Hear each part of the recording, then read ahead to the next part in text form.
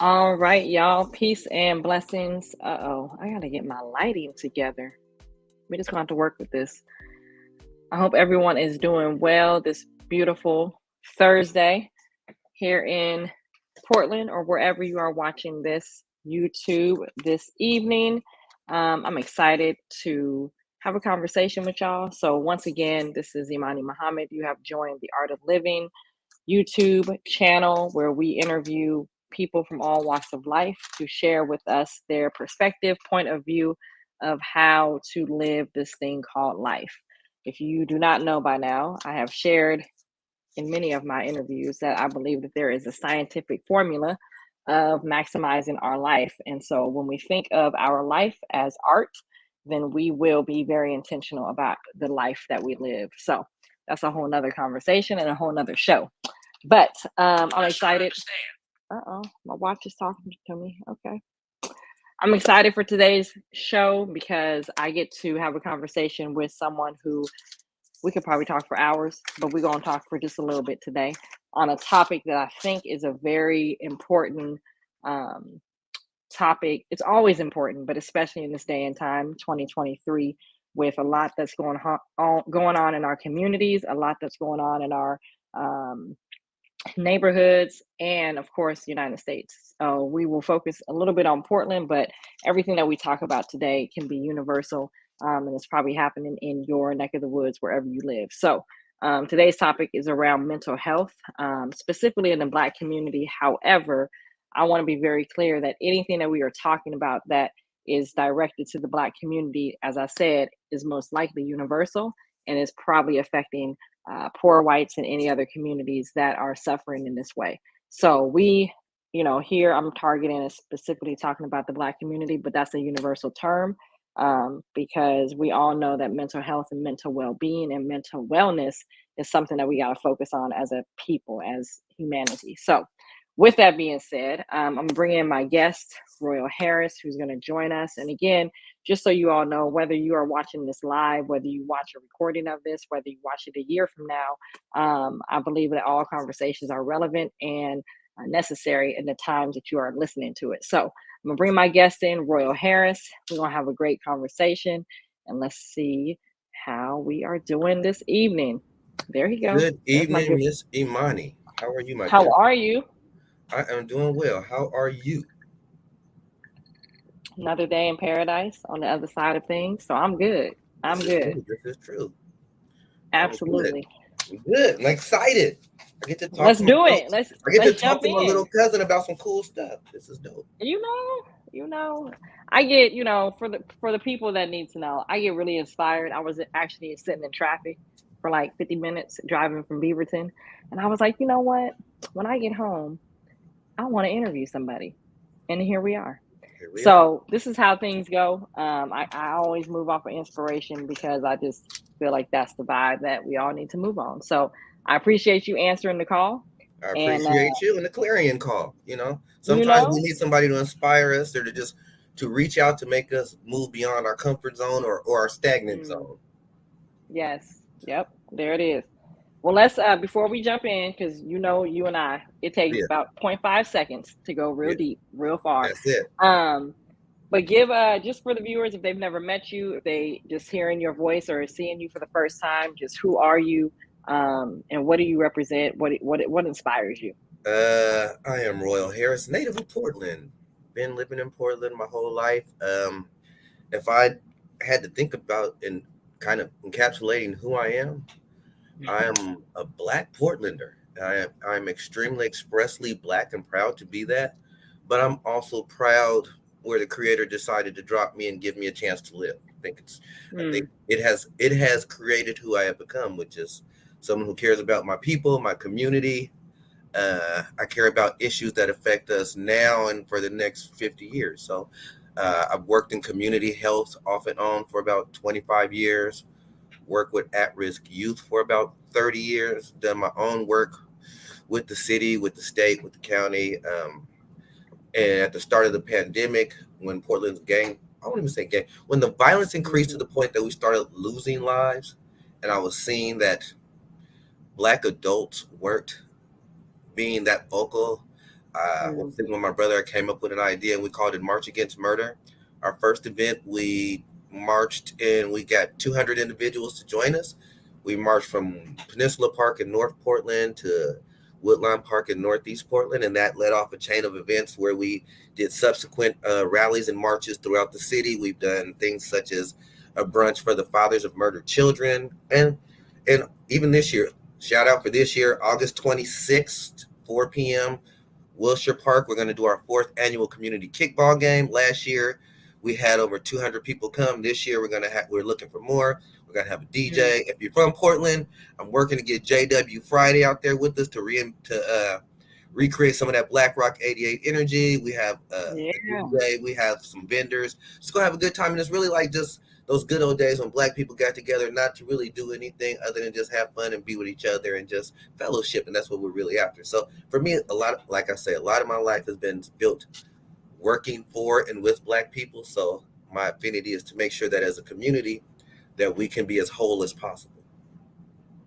I love that. So what's the date on that once again? August 26th, 4 p.m. Okay. Wilshire Park. Like I said, my little sister and her friend, they will be premiering their catering company, TNR Soulful Soul Food. We're going to have a few other people there. Damon McPherson from the Way Ministries will be supporting and sponsoring. Bernard Brandon with Brandon Barbershop will be one of the partners. Hottie's Cold Treats will be a partner. So again, it's really just getting the people I know, the people I hang with. Like I said, we've been doing this for 4 years now. Originally we started out as an activity for the original Juneteenth celebration in Gresham, Oregon. And we've just morphed it every year beyond that and really used it as something to bring people out. And like last year, we had people bringing babies. We had women and elders in their 80s. We had Black people coming from as far as Wilsonville. So it's pretty dope. Wow. But we also had community members, white, Black, brown. If you're in the park and you want to show up, you're just as welcome. So. Yep. I love that. I'm going to come back to that because I want to talk about, you started talking about kind of the march and then led into that. So I'm going to come back to that. Okay. But I want to ask you, because again, you've had, so your experience, not only, working with kind of government entities or city, county entities, but you've also been doing a lot of grassroots, from Portland. And so how would you say, just in terms of like working with the health department or the health kind of industry, the health area, and then working with the youth, right? What's some of the similarities or the themes that you see in our community that no matter whether you're working with youth, right, and working with youth that are either gang affected, so-called gang affected, or streets affected, and then working in like the health department, right? What are there themes and similarities that you're seeing or that you can name? And I would say I worked with law enforcement and more specifically supervision. And I think the reason that's important is as we traverse all three of those, there's an inherent pathology to law enforcement. And I always tell people, when I had to work with law enforcement and I was working with parole and probation, and I was also given the task of evaluating their work, I had to really study to understand what is the orientation and the orthodoxy of how they look at the world. And as I studied, what I found out is the construct of, what do they call it? The academic pursuit. I can't think of the name. Criminal justice. It started out in like 1921 in Berkeley, California. And its real initial objective was to take law enforcement from being more of a blue collar job to a gray collar or white collar professional thing. So they created all these formats. But in doing that and shaping the values, one of the things that we see is if you ever commit a crime, you are inherently criminal for the rest of your life. So you're instantly pathologized by the criminal justice system. Interestingly, when you look at the medical system, it is disease focused. So the focus has a pathological focus. But if you study, there is no opposite to pathology. There is no inherent study of how people become healthy and stay healthy. We are a disease or deficit oriented society. So what happens is if you take a young person who we describe as at risk or engaged with law enforcement, once they enter that portal, there's an inherent pathology that travels with them through systems. And I Yep. always use the example when I worked in community health. When I would get African American men or even just poor white guys coming out of jail, assessments were deficit based. So, say for Mm-hmm. example, a guy's been in jail 10 years. He's acculturated and acclimated to life in jail. Very static, very slow motion, but at any moment it can become dynamic, it become lethal. So you become trained to Mm-hmm. not have to think, but react and react violently. Or there are boundaries and things that you can't do that for a normal person that comes out are innocuous. So what would happen is a lot of these gentlemen would come out with antisocial personality disorder as Yep. a primary Yep. diagnosis, or defiant. And what it would be is I've been in a system where I've been oppressed and pathologized, and I don't know you, so why would I trust you? But Mm-hmm. if that diagnosis comes from a mental clinician within that system, that becomes his identity. And Mm. what I would find is, and being a black guy there, they would send a lot of these black guys to me, and understanding diagnosis and listening to them, what I would find out is much more than being antisocial, because they had become socialized and acculturated to the conditions that they existed in. They were having adjustment disorder. If I live in a static, very passive environment where everything is done, I don't have to think. All I have to do is be ready to react violently. When I come Mm. into a fast-paced, dynamic world, Yep. I'm caught off guard, and Right. where those things that I had to take as threats are now innocuous, I'm in the wrong space. So what I would have to do is I would have to actually take these things and take them to the psychiatrist and say, no, he's an antisocial. He has the ability to Mm-hmm. acculturate to wherever he is. The challenge is the adjustment to new circumstances in the rules that come with them. But again, Mm-hmm. and, Mm-hmm. and these are some of those nuanced things. And then as I went deeper, what I started to really realize, much of what we consider mental health services is really a social science battle for whose values determine other people's worth, if that makes sense. Mm-hmm. Because Mm-hmm. and I'll give another example. One of the first things I found incredible, because I went into working in mental health and community mental health. My desire was really to go to school, maybe into politics or be an economist or something like that. So when I got Right. there, the things had to make sense to me. And as I would listen to people describe things, I would get an idea of what they were saying. Then I would look Mm-hmm. at something else, but then I would hear how it was interpreted. And so I really started to understand, unless you have people who look like you or can understand the dynamics of your Right. world and provide context, Yep. so many diagnoses are subjective to moral, cultural, and social values of interpretation. And for us, Mm-hmm. that doesn't work as well. And actually, it can be a detriment. And I even say that for the average poor white person, because I think a lot of times we don't think that there's a hierarchy going on. And I would say race is kind of on the same par with class as we determine people's worth, or we define the ability to pathologize them without understanding. Mm-hmm. So Mm-hmm.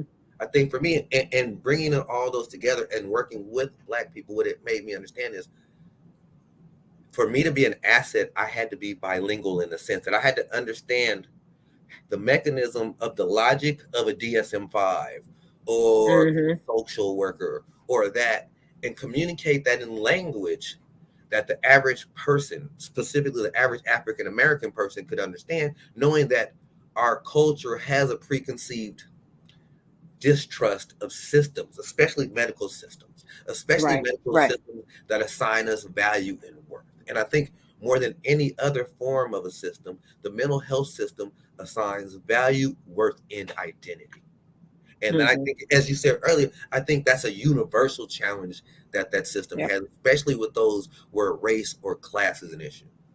Right. Absolutely. And I think too, I mean, man, you brought up so many things I wanted to touch on. I think a good reminder, you brought up the DSM 4 or 5, whatever level they're at now right now, but the DSM, part of that, not part, majority of that, right? That labeling is rooted in what we do know is white supremacy, but also rooted in very small case studies Hmm. that they've, analyzed and then made a manual that we all use as a measure of an evaluating tool, right? And so again, I think with anything, we have to look at the source of how the evaluator is Mhm. measuring, and then ask ourselves, does it apply, to us, and are we part of those case studies that were being labeled? Now, with that being said, I do know that, there are diagnoses where medical attention is necessary. Absolutely. But I think, to your point, if we're going to look at the whole picture of psychiatric and mental health and any of that, we've got to look at what was the inception and how were these things even coming about? How do they come Yeah, about? And that's then always and important. then filter that and ask ourselves, is this the right tool or method or evaluation model to assess what behaviors we're actually looking at? And like you said, what gets labeled as defiant disorder or antisocial, right, Mhm. is actually, like you said, looking at the factors and looking at the environment that this person was in. It looks like and it sounds like, but it ain't necessarily that. You know what I mean? It's the fact that this person has adapted to his environment, and the label, puts him on a track, like you said, this track of deficit. So I love how you broke that down, because again, I'm also seeing school to prison pipeline all Yeah. day. Like, these Then- are those, you know what I mean? These are yeah. these Here's an indicators that interesting put thing I people on found a these long time tracks. ago working with youth. Most behavioral issues, and especially when you look at young boys, I'd say starting about fourth or fifth grade, really come from an inability and in a language capacity Yep. to articulate complex feelings. Period. The easiest way to Period. come out, and again, as humans, most of our Hmm. communication is nonverbal. Yep. So inherently, nonverbal communication should be normalized. But Hmm. again, when we look at behavior and we pathologize it, we Yep. instantly put someone in a deficit position, Hmm. put them in a position where the thing is a less than, or they're a problem that needs to be Right. addressed. Right. But I want to go back to one thing about the DSM-4. But we're at the 5, but those diagnostic tools, and I think what I've learned is, on its own, diagnostic tools are not bad. Like when I Hmm. look at the DSM-5 or DSM, what it does, it explains basically the characteristics of something, what Right. qualifies as far as duration, time, what disqualifies, and what gives you your stratifications. That's more of a medical construct that's really blank. What happens is, because psychology, psychiatry, sociology are social sciences, Hmm. they are interpreted through subsets of society. I always use my classic example outside of race. For Hmm. borderline personality disorder was created by white male clinicians as a title to describe emotional challenges they couldn't quantify in white Right. women. Yep. Because logically, if you can show me the borderline between personalities, I would love to see it. But it's an abstract. What we really have is a construct created by a segment of people to give function or form or identity to a behavior of certain people. Like schizophrenia, bipolar disorder, they're qualifiers to say what things need to be in place, what kind of deficits Hmm. need to be expressing themselves, what are the signs, what are the symptoms, what are the durations. But what happens is, if you've never been exposed to people who don't present in that same way, they're presenting the same issues, but they're Right. not manifesting in that linear manner that fits a white pathological model. It becomes difficult. Like, for example, Hmm. most African Hmm. American men who experience depression become angry more Hmm. often than reclusive, or suicidal African, because culturally suicide has a religious and moral connotation. Right. There's far more men who have put themselves in high risk, violent situations that have a propensity to lead to death, because there's a certain honor in that. Now, culturally, we get it. But if you're, say, a 47-year-old white lady who's only worked therapy with white women, you might not. Or, for example, one of the Right. things we love to Yep. talk about right now, which is ACEs, which was created by the Kaiser Foundation. Originally, ACEs, adverse childhood experiences, Hmm. was created for middle class white women. Right. Small population that Small they. population that does not represent everybody this is applicable to, or even in that, because, and again, going back to the pathological nature of the social science that we call psychology or psychiatry, within that space, very little focus was given to resilience. Because one Right. of the things we don't focus on when we think about mental illness, and I'll get Hmm. my my bane about that in a second, is Yeah, because we're gonna come back for you to define that. we Hmm. don't get to the point of when these bad things happen, how do certain people have snapback? How do Yep. certain people, how are they allowed, even if they have a social deficit, a physical, whatever, how do they keep Hmm. going? So again, we Hmm. don't put as much into the positive attributes, you know, Right. because then what happens is, and I say this honestly, and I think part of this is because America's health system is built to sustain illness management That's far it. more than health promotion. Absolutely. And I think Absolutely. when you have an illness management system to talk about assets and self efficacy and evolution to optimal health, there's this connotation that I'm losing customers and I'm losing money. Hmm. And one of the Yep. things I used to promote is, as long as people procreate, we will have new customers, because the human condition will always provide for success in Right. failure, happiness in suffering. What our Hmm. system does not want to do is work itself out of repeat customers. And I think, Right. especially as African Americans, we intrinsically have this angst to go into a system that is not made to heal us and make us whole. And I think to one of the things one of your questions you wanted me to address earlier is, how would I define mental health? And I look Hmm. at it in two spaces and then bring those together. First, health, when you look up the root origin word, it's rooted in the word wholeness. Hmm. So when we are healthy, mentally, physically, spiritually, emotionally, we are whole. There's a completeness Hmm. to us. Now, what mental comes from the construct of the mind, which is that element of a person that enables them to be aware of the world, their experiences, how they think, and how they feel. So when we talk about mental health, we are talking about that space where our mind is whole enough Right. at an optimal space to allow us to do those things to promote life and to Hmm. promote creation. Again, one of the things I tell people is, and it's kind of off of its own, when we talk about the word logos, and God was the word, and actually the word was logos, the Greek. But one of the things we don't realize, logos, one of those meanings is thought, Hmm. because Hmm. every word is the vibrational enunciation and manifestation of thought. So Period. if we are not whole enough to experience the world and absorb it, interpret, Hmm. experience, and then channel it back out, we can't have, we can't be healthy. Or the Right. health we have isn't there. There's a doctor named John T. Chisel. He wrote a book called Pyramids of Power. Hmm. And one of the things I got out, one of the most seminal things I got out of it is, all health is a spectrum, somewhere between suboptimal to your left, which goes from severe and persistent illness to death, to optimal to the right, which means adversity doesn't take over. I'm crushing every fucking thing that comes my way, and I'm somehow Hmm. positive. In Right. between are the data points that show where we are on that spectrum. And I think what our modern system does, it minimizes our health, whether mental, physical, or emotional, but even specifically mental, to a data point, into a deficitized Hmm. data point.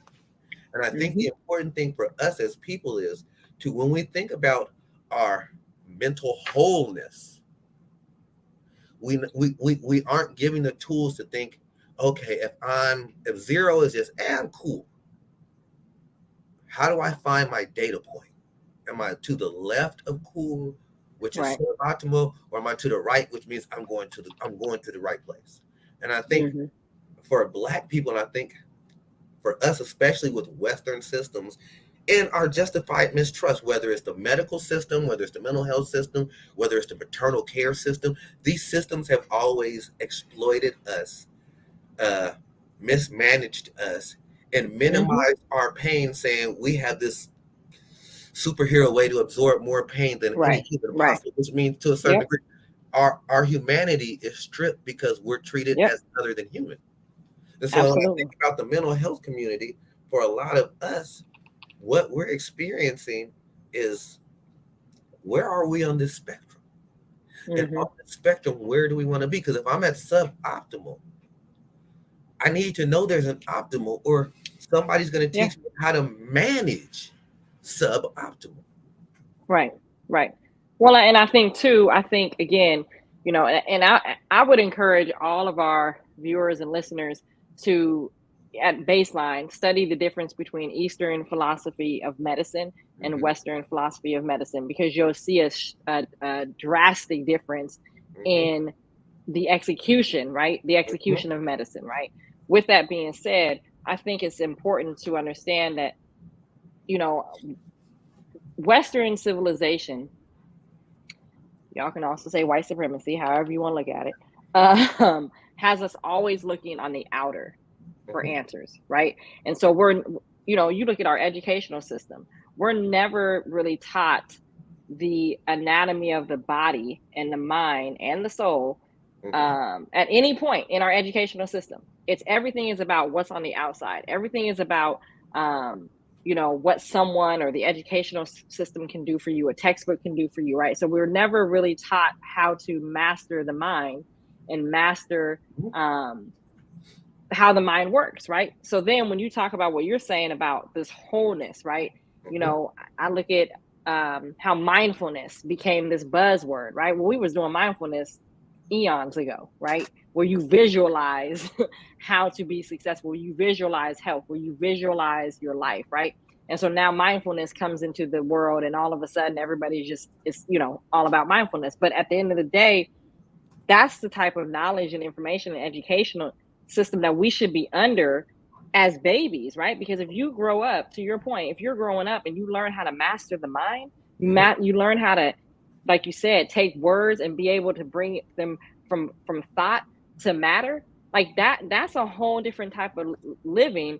And then now guess what? We have ownership of our happiness. We have Hmm. more ownership of our mood and how we feel, right? We're less compelled to blame the others. Well, I'm in a bad mood because you said something. No, you're in a bad mood because you chose Hmm. from your mind to be in that space. So I think it's such a, it seems like a deeper science. It really doesn't need to be that deep. It's just when you extract that sense of knowledge from a people and you keep everybody looking on the external for answers, right? A pill, medication, right? Or you need to do all these things. No, all of this stuff is within us. And if we would get back to those ancient teachings, right, to begin to get us to think about how does the mind control the body, so that we feel better, help our community better, and at the end of the day have a better mental wellness about who we are, you know what I mean? So Most definitely. I just wanted to bring that in, because again, there's, where do you go to learn this, you know what I mean? Like, you I look at the think public school system, any of that, they're not teaching that, they're teaching they it are. You know outside. what? They are. But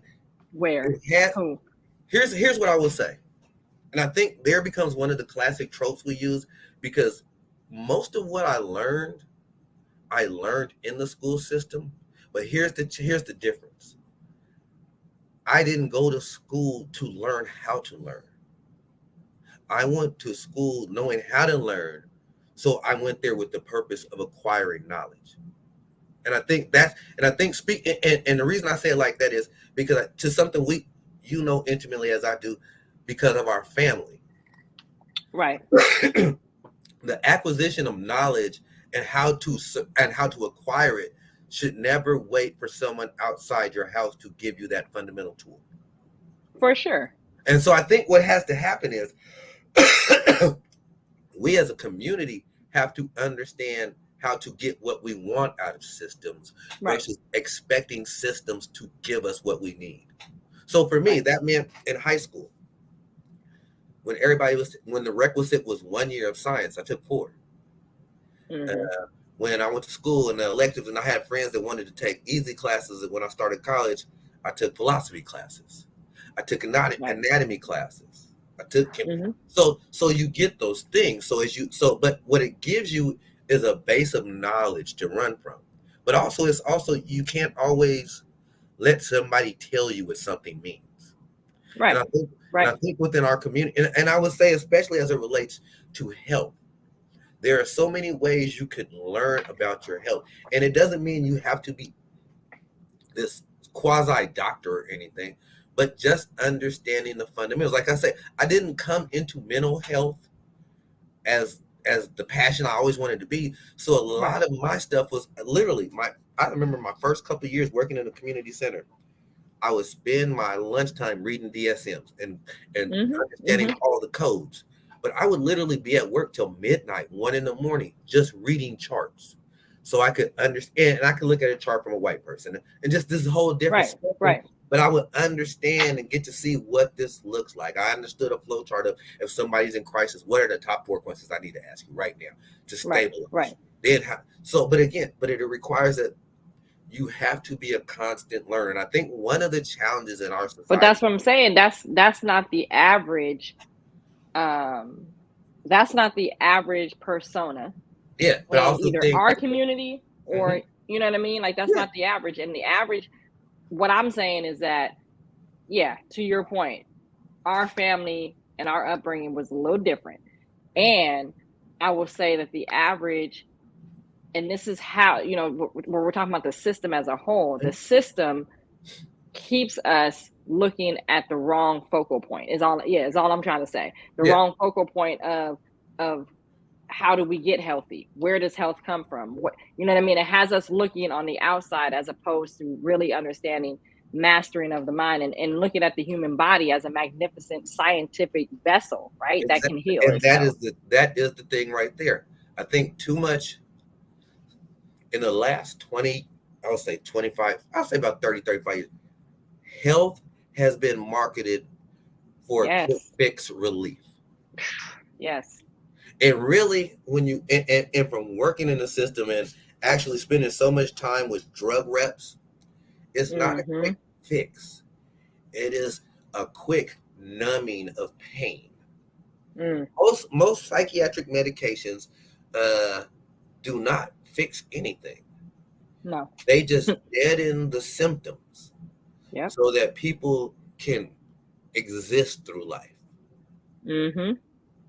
For those, especially those with severe and persistent mental illness, when I say illness management, it is not to manage the illness for them to be at a higher functioning, to manage the illness for them to stay functional Right. at a baseline, at a low baseline. And I always use, and the thing is this, I'm not anti-medication because there are certain things that are Mm-hmm. physiological in nature where Yep. medication has to come in because the systems that regulate the body might not be producing the right thing Mm-hmm. at the right Right. amount, or due to Yep. life experience, injury, abuse of other substances, whatever, certain things can be shut off. So there Mm-hmm. are those times. But a lot of the medication is behavior management. Yep. We don't want people acting out. We want people to Right. be able to do the most minimal of things. And I think, especially in our community, we've all seen that person who has that little shuffle. They look like they walking in space. And we think, oh, no, that's what's going to get mental health help is like, I don't want it, Exactly. Yep. Come on. you know? Yep. Yep. Or, and again, also, like I worked in, so there are, and even with those who have severe and persistent mental illness, certain things, such as sexual dysfunction for men, I don't want to do it. Women, weight loss or explosive weight gain, Yep. Or uh, weight gain. Yep. inconsistent or overly long menstrual cycles, or Yep. loss of sexual desire. Mm-hmm. All of these are things that make us part of, that give us that sense of being alive. Yep. And so when I take medication that takes away my vitality, those things that qualify me as being alive, Mm. I don't want to do that stuff, Yep. which creates that barrier. And also we have to look at, and I say this, if you're from Portland, you remember Crazy Brenda Yep. or Crazy Eugene Yep. or all these people we call crazy. And what we Yep. really didn't know, or like Crazy Jerry, we didn't know somebody might have got slipped a Mickey. We didn't Exactly. know this person was sexually Yep. assaulted when she was young. We didn't Mm-hmm. know this guy's family has a history of mental issues, which is an issue of epigenetics. Right. But all these things lead us to say, well, either if I take this, if I get crazy, then I'm gonna be walking around here like a zombie.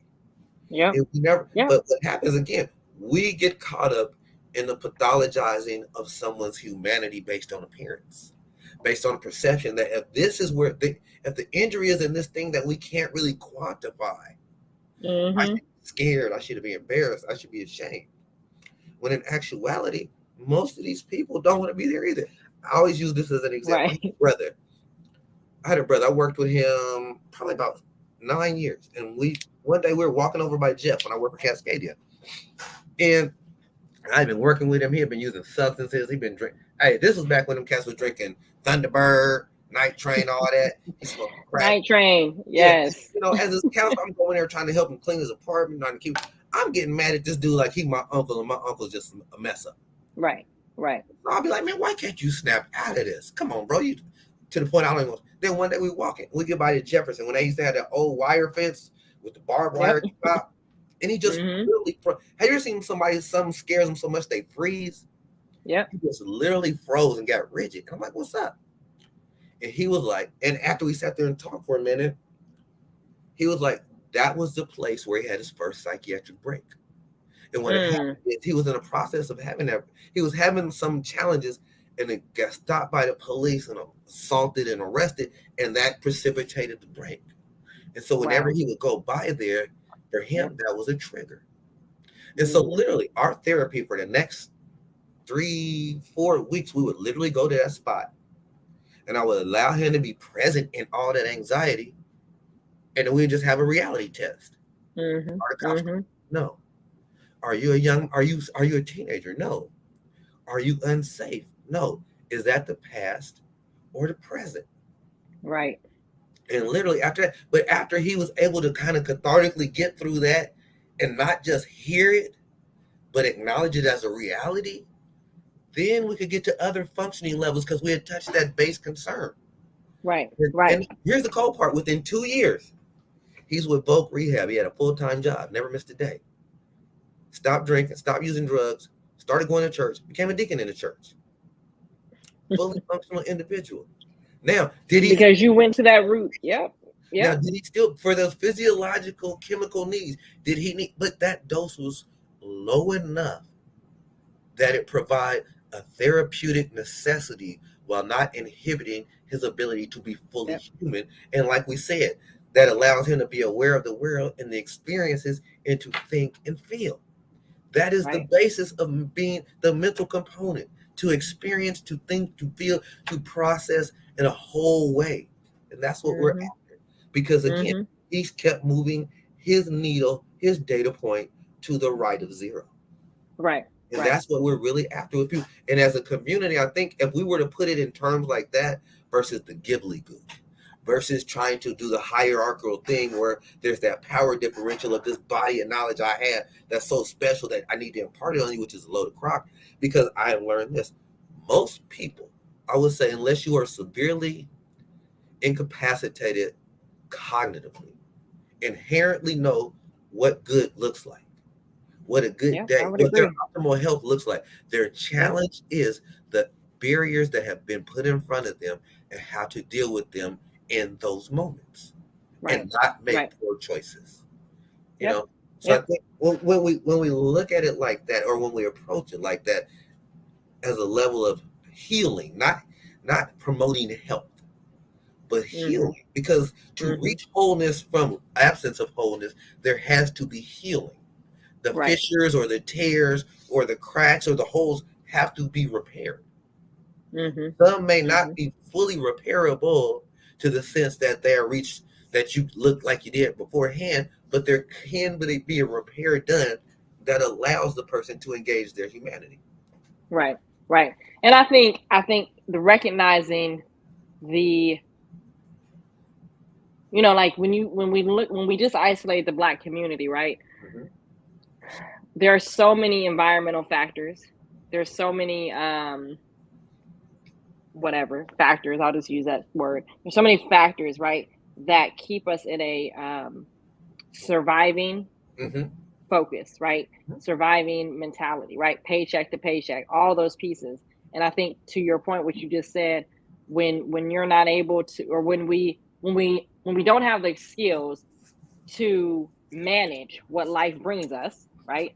Mm-hmm. Then we typically spiral and go down a path, right, of unhealthy choices and all those things. And so I think one of the things, and I kind of wrote this in my book, The Art of Living.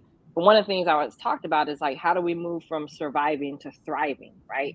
And in order to get to the side of thriving, in my opinion, is rooted in this healing piece that you're talking about. It's like we've got to get from this woe is me and this victim mentality, right, that we hold on to, and not to dismiss what we've No, gone I don't through. know. I Let's totally be get it. very clear. Like we've gone through a lot of things in our lives, and some of it more than five people's lifetimes. And Mm. at the same time, how do we use that, to your point earlier, fuel for resiliency, as opposed to being succumbed and being apathetic to the things that we experience, right? And to me, that's the difference between just surviving and just being here, right? Because there's a community of us that just are here, like we just be, and we're not trying to get up out of any of that. We just work a job, boom, like it's very transactional. It's a Mhm. very transactional life. And I think, to your point, that when we talk about healing and holistic approach, that's moving us from just surviving Mhm. to that thriving Yeah, stage, to where we're actually experiencing life in a way that's outside of transaction, right? yeah, We're making meaning of life. most definitely. And I think, and I value language a lot because I think, Mhm. well, I know life is a job, and every person at a job has been given a job description and a work plan. Mhm. And if you work to those objectives, usually you have good Right. outcomes. And I Right. think within our culture, especially within the African American community, the language we use to have conversations like this is usually deficit based, Yep. pathological, or the language of a victim. Mhm. And I don't say Mhm. this like that isn't true, but I think if if you embrace victimhood as an identity, it Come becomes on. your lens to operating in the world. Yep.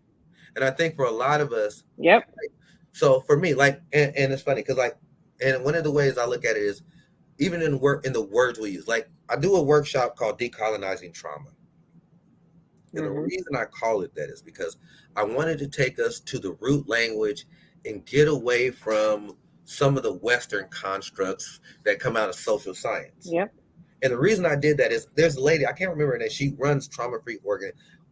Beautiful lady. I like her a lot. I agree with her a lot. But in Western society, trauma is identified as how you feel about a bad experience. Mhm. So I felt this like, oh, this, but most people don't realize the root word of trauma, the Latin root means a wound. Now, Yep. to have a wound, there has to have been an injury. A wound is the manifestation of the existence of an injury. Yep. Injuries come in three ways. They come in structural damage, they come in aversion to harm, and impaired functioning. Now, what's interesting about that is each one of those components of injury can be quantified and qualified to either the prefrontal cortex, the hippocampus, or the amygdala, because Mhm. each one of those deals with that. So when we talk about injury, when we talk about trauma, we're not talking about how I felt and what I experienced. No, that's not an injury. Right. This analogy. When I severed my patella, the fact I was Mhm. playing basketball and I was tired and I was running around and I caught none of that had to do with my injury. The Right. severing of tissue was the injury. It impaired my Mhm. functioning and created structural damage. It then created a aversion to want to do stuff because if I move too fast, I can feel a twinge, and now I'm scared I'm gonna blow my knee out of it. So again, the same thing happens with the brain. I think too often Right. what social science has done is it has removed the brain, the organ, and its functioning Mm. from the discussion around trauma to the abstract of feelings and constructs and experience. No, that's not Wow. it. Yep. Yep. Now there Yep. are three parts. Now experience is a part of trauma, but the first and primary part is the event. The experience is your perception of the event, and the third is the effect. Mm. You know, we've had people who have gone through traumatic things emotionally or spiritually, where that Right. event scarred them, and their Mm-hmm. perception shapes how they view the world or their safety or their ability to navigate. Right. And lastly, is how they respond after that. So, but again, we have to, and I always say, we have to quit taking the mind out of the body Come on now. Yep. because we can qualify it all. Again, your brain is a miraculous organ that Yes. does all the work of taking the abstract between your soul and infinity, encapsulating it to one human entity to make expressions to the world. Mm-hmm. Mm-hmm. Yep. And so Yep. until we really have these kind of discussions, and I would also say to the lay person, this might sound kind of highfalutin, but this is basic stuff. It is. It's basic stuff, and the language might be a little different, but it's no different than the stuff grandma used to say, or grandpa, Right. or elders used to talk about. Mm-hmm. Mm-hmm. And so I Mm-hmm. think when we talk about mental health as a Black community specifically, we have to take ownership of what that means.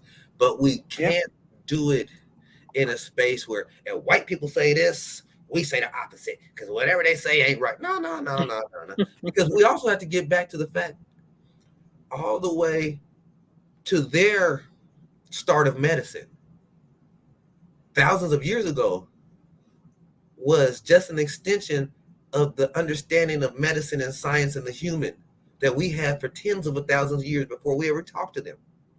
Right.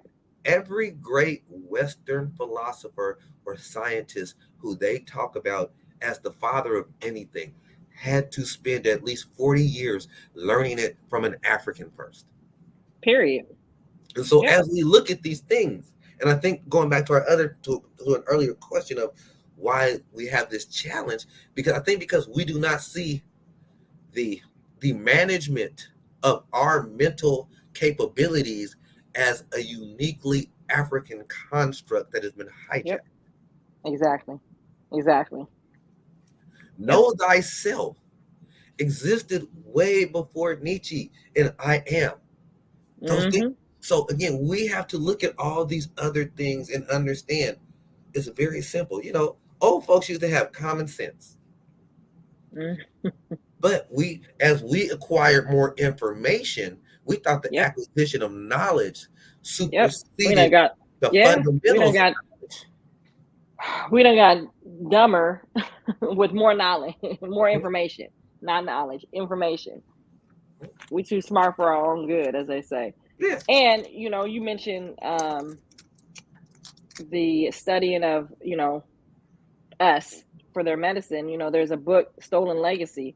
Highly recommend folks get that book because it talks about how Greece was actually a duplication of Kemet in Egypt. But Mhm. Stolen Legacy talks about how they went and they studied and they took all the information and the knowledge to duplicate and create their own civilization, which we now know today as Greece. But I mean, that's the yeah. I mean, and that's the piece too.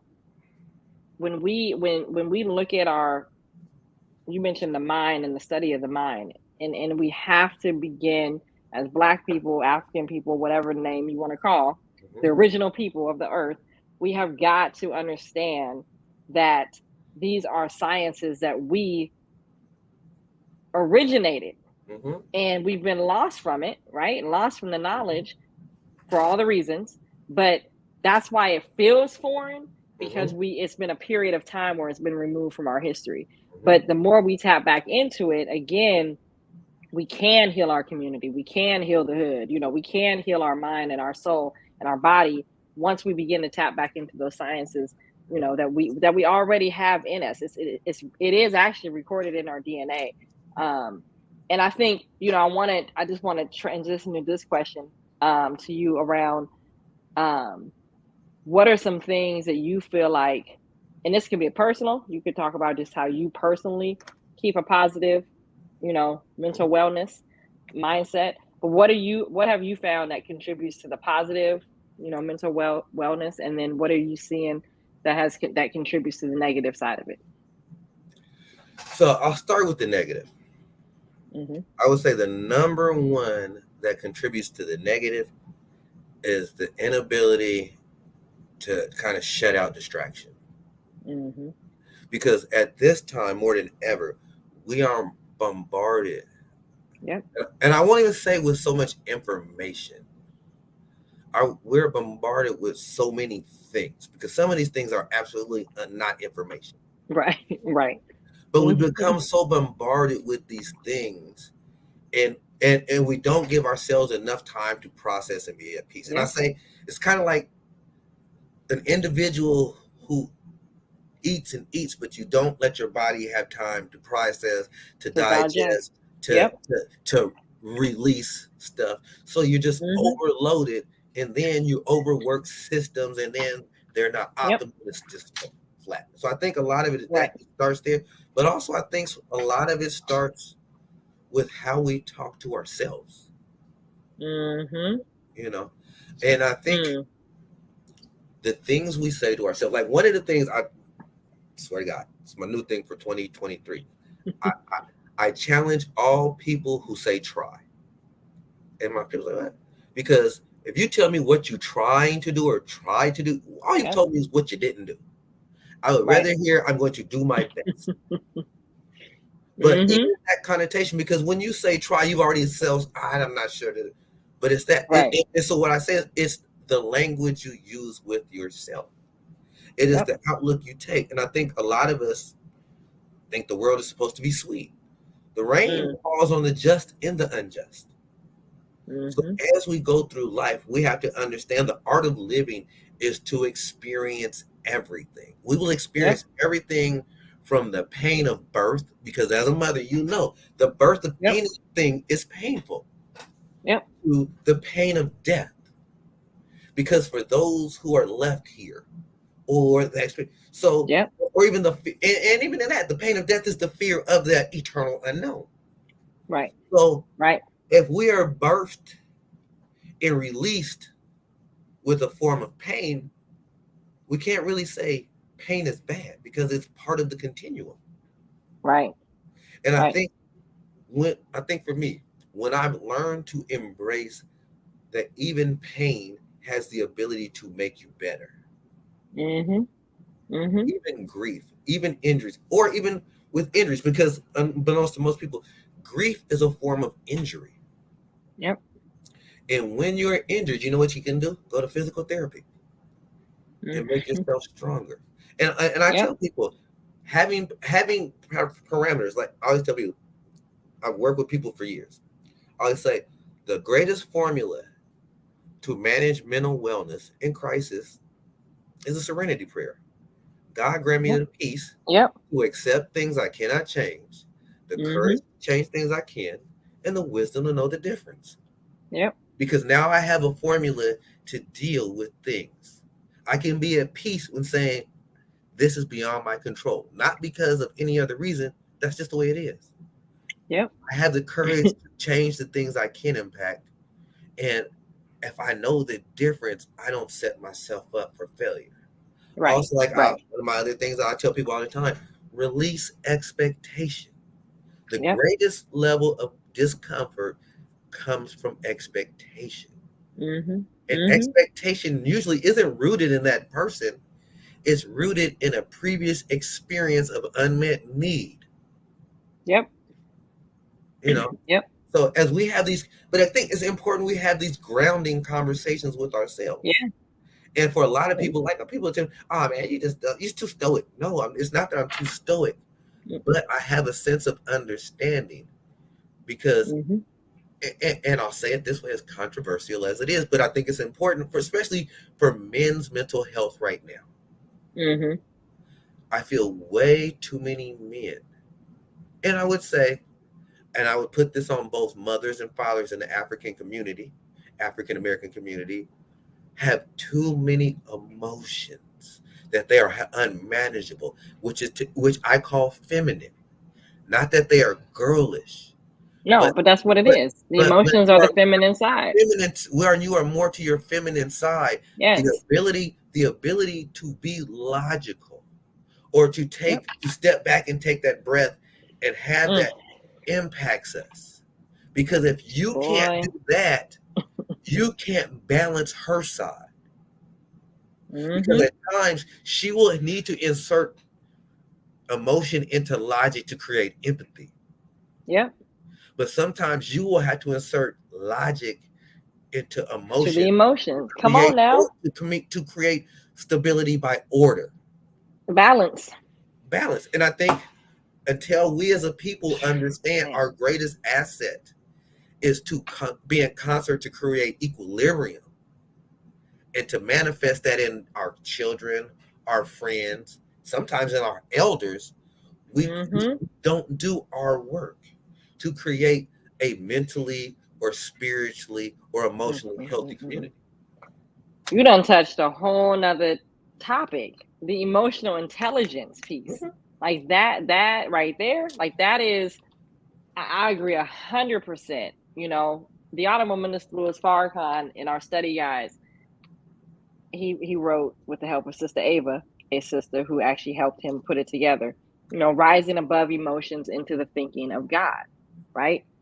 It doesn't mean that emotions will not exist. They're Mhm. there. They're there to teach us something. They're actually very intelligent. Mhm. When it Yeah. comes to decision making, when it comes to how we move next, Mhm. how do we problem solve, you got to put emotions in its proper place. And you're 100% right. We haven't, I would say, in our community as a whole, and everyone that's hearing this, please understand, I am generalizing. When we are talking about our community and all that, it's a generalization. Of course, there's exceptions to all of it.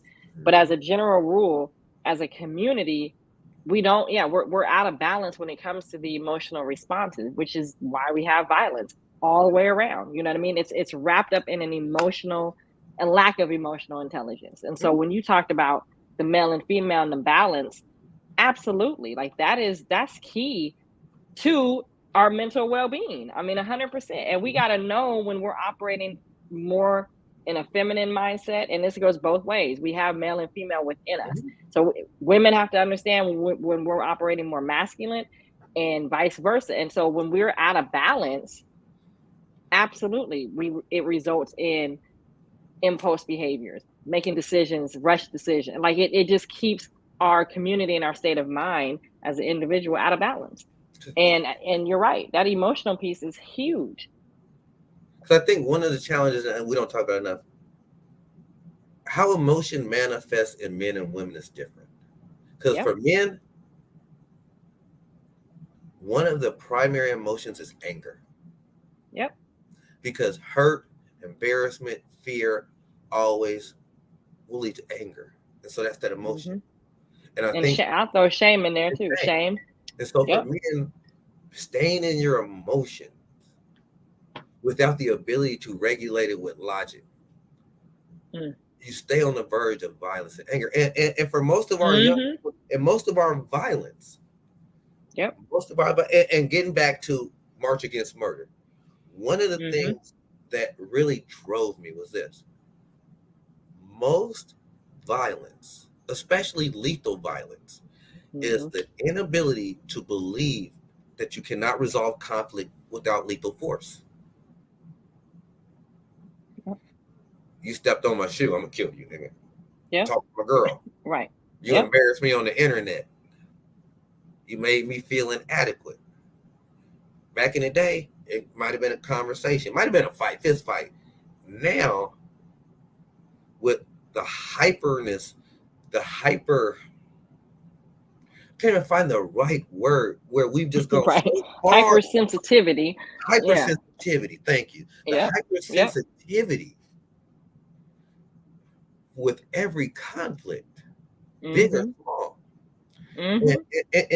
And that is a byproduct of suboptimal mental health, Mm. suboptimal wholeness of how we experience and engage life with others, and understanding that you will be disappointed in life. I remember a time when Yep. when we were young, a girl break up with a boy, you might be sad. Your dad, somebody, hey boy, life happens. You just got to get back on the horse.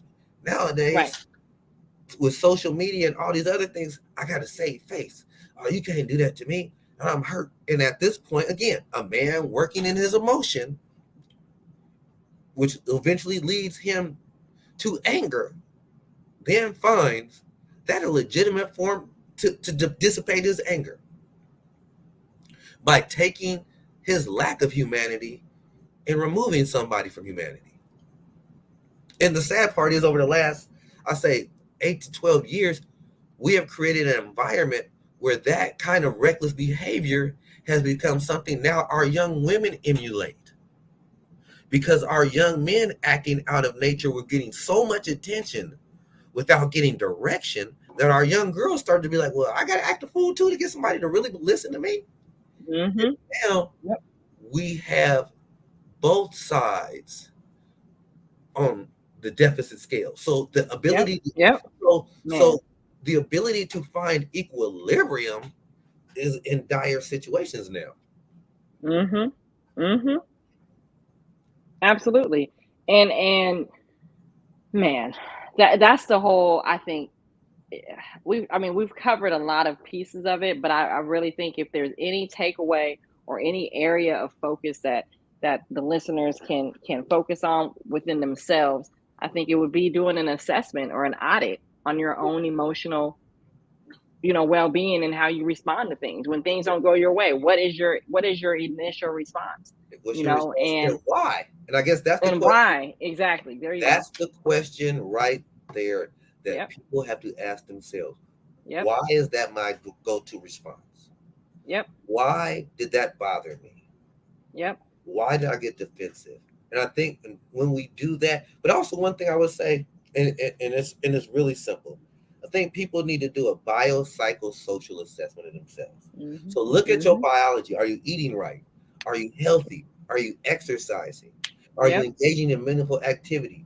Do you have some kind of spiritual uh, practice? Not Yes. religious, because you could be an atheist. Your spiritual practice might be, I believe I'm going to spend 20 minutes a day focusing on how I can do good. But do you have Right. that biological cycle? What we're talking Mhm. about, doing that, the assessment. Are you mentally healthy, emotionally healthy, spiritually healthy? If you're not, where Yep. are those deficits at? And Yes. then socially, what is your social network like?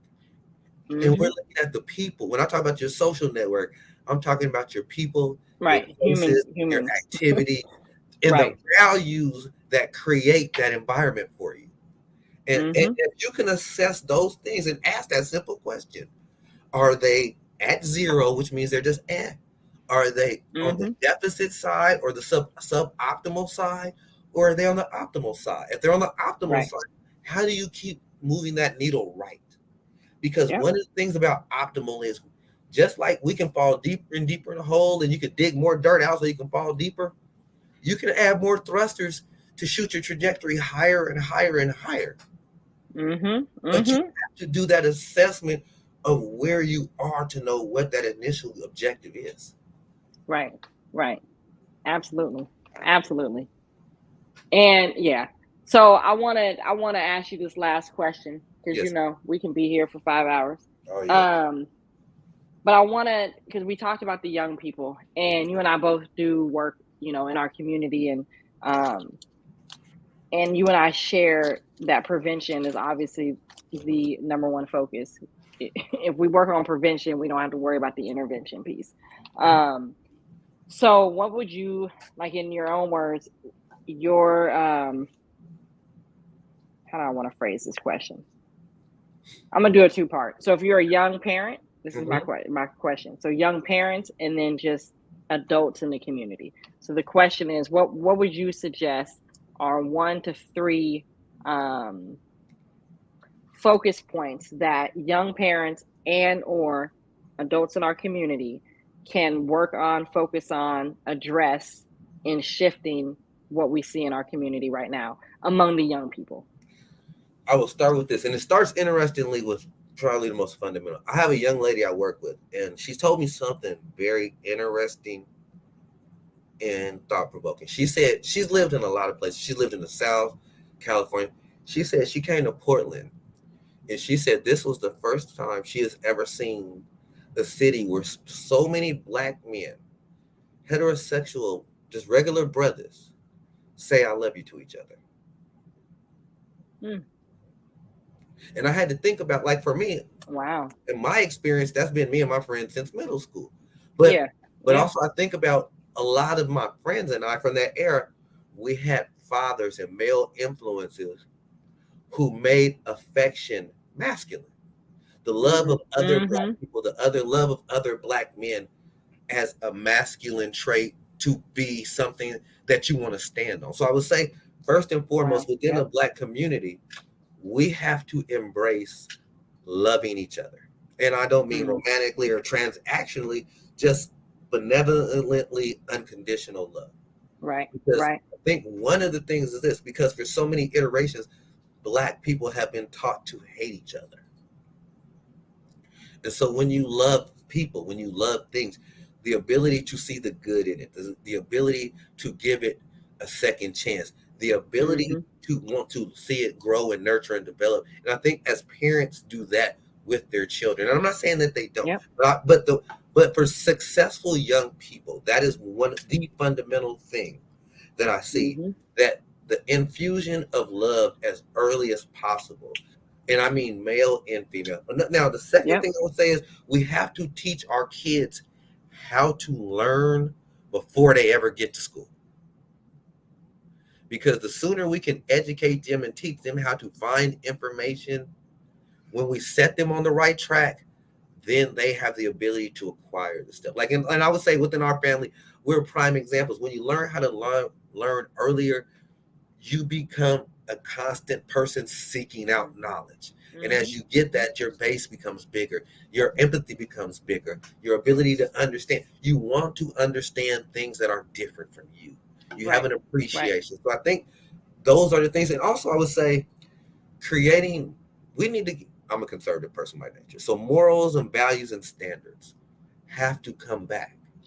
Yeah. Because I think one of the things that a lot of kids long for is Mm-hmm. for structure.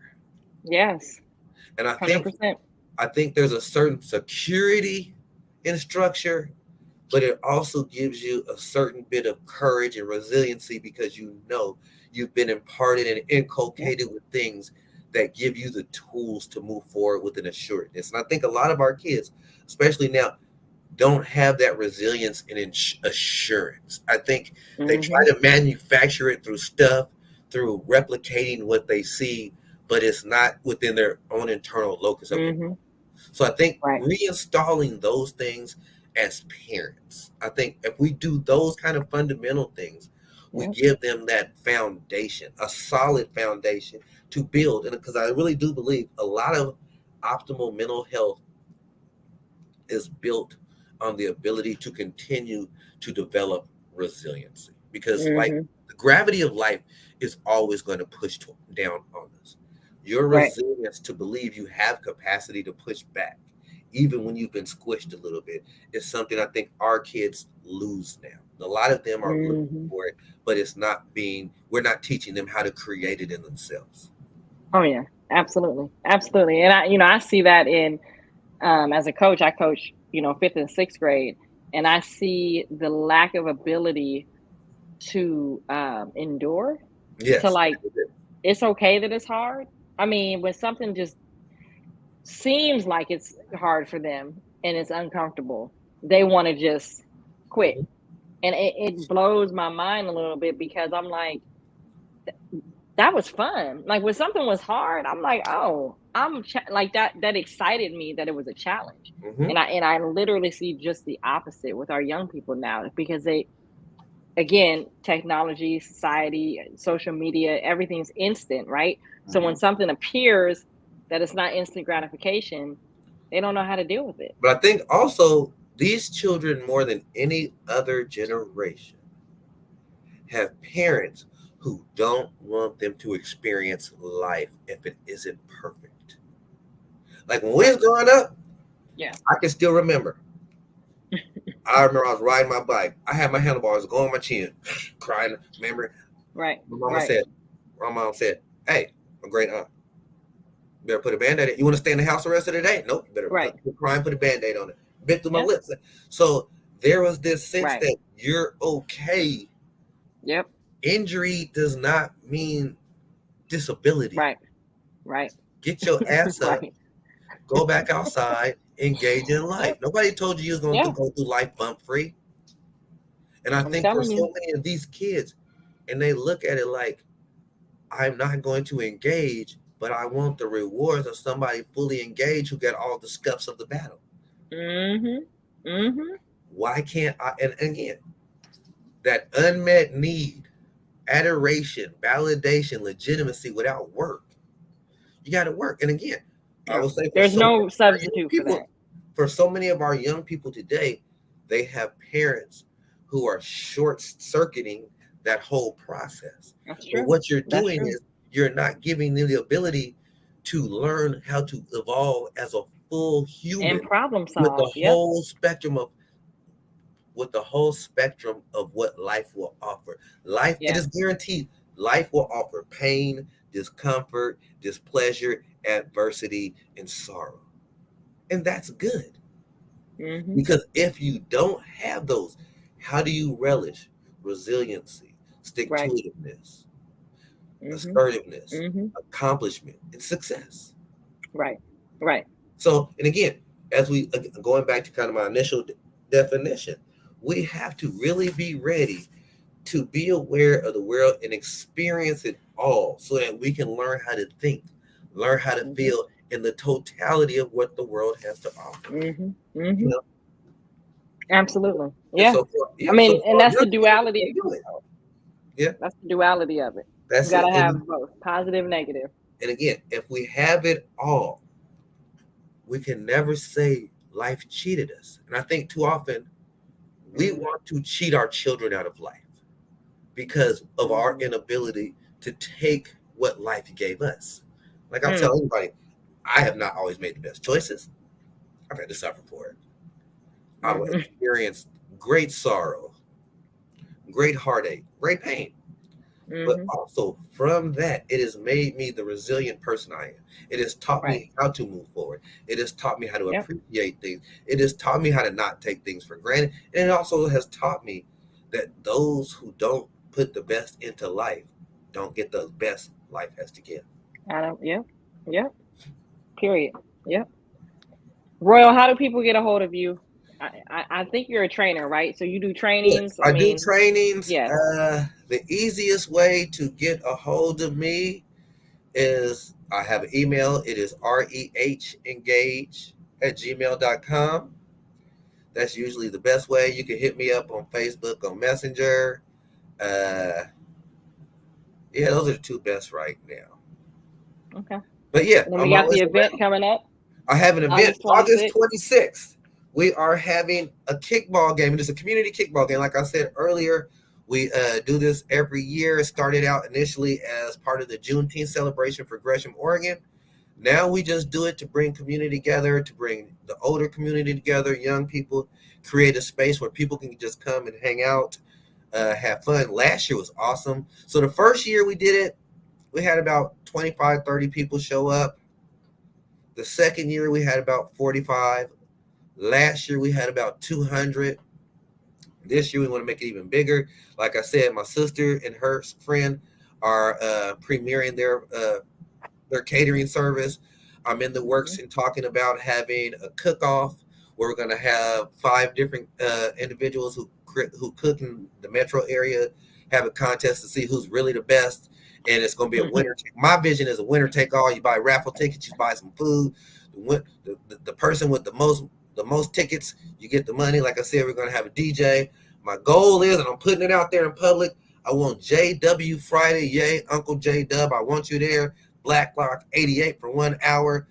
Me and my partner Bernard Brandon, we're looking to give away a couple bikes to young people. We might be giving away some more stuff, but again, it's really about bringing community together. Letting people understand. And there's so much negativity in our community. There are so many times, especially here in Portland, everybody complaining about we ain't got nothing to do. And this really started as just nothing more than me and a couple friends. What can we do to have fun? And from that, we started inviting people. And then from that, we started thinking, how can we make it bigger and invite more people? Like I said, we've had people all the way from as far as Vancouver, Washington, as far away as Wilsonville, Oregon, Beaverton, Tiger, come, and we just want you to have fun. Sometimes we might have some party favors. Generally, we have a controlled environment of alcohol. And but again, it's nothing wild, nothing crazy. It's the same kind of thing you want to bring. You want your grandma there. You want everybody there. And we want it in the spirit of love and community, understanding it's not a black thing, it's not a white thing, but it is a black thing because it's my thing. But everybody's welcome, because I think one of the things that we have to get back into is community. In Portland, we talk a lot about inner Northeast not being our home anymore. But I think we have to also get away from looking at spaces defining Black community. It has to be values.